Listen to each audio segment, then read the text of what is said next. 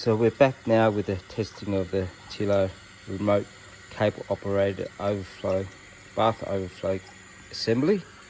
We can see now the water is reaching near the point of the overflow.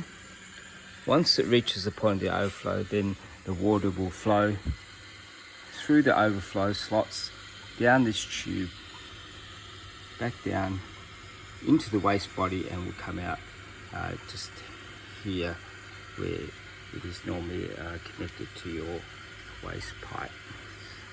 It's important that we don't see any water on the outside of this assembly to know that it's a watertight seal, even though it's reached that point where it has gone through the wall of the bath.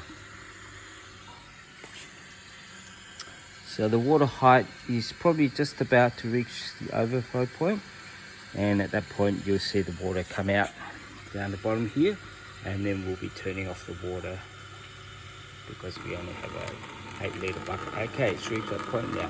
So in the real case scenario, what would happen when you've left the water on in your bath and you've gone downstairs to make yourself a coffee or something, and you've left the tap on, the water will actually rise past that slot and will not flood your bathroom because it is draining back down through this pipe and back down into the waste where the water would normally flow.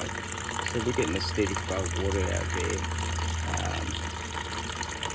and that's basically the flow of your water.